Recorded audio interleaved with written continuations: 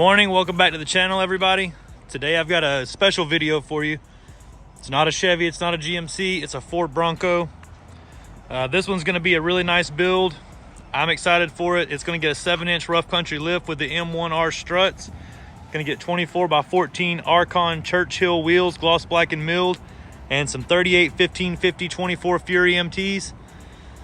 Customer already bought some extended fender flares for this one to kind of make up for some of the offset change with the Arkon wheels. They're going to stick way out.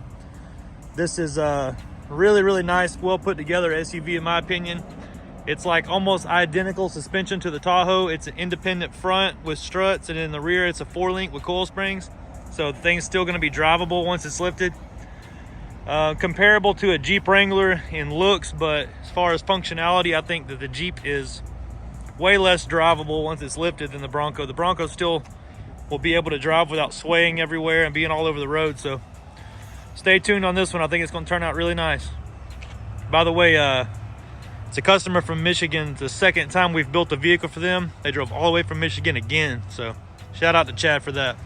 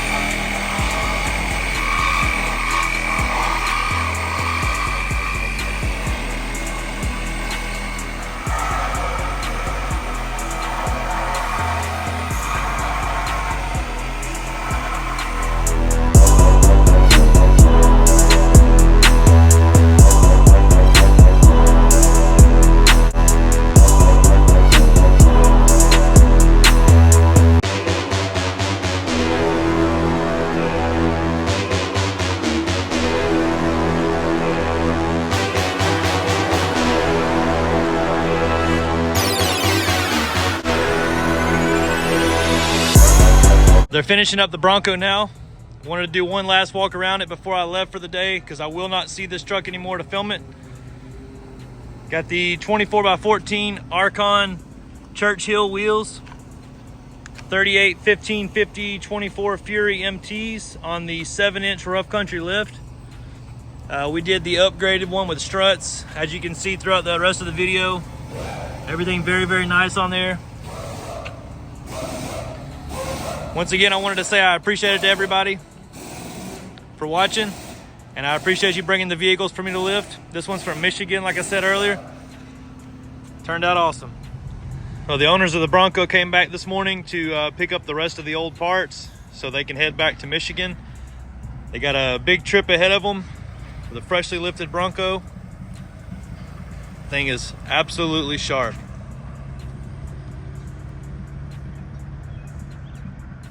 The 5th tire and wheel is going to go on the back as soon as they get a bigger carrier. I was a little nervous about the door getting damaged with the big wheel and tire on the back, so we just put it in the back of the truck for them.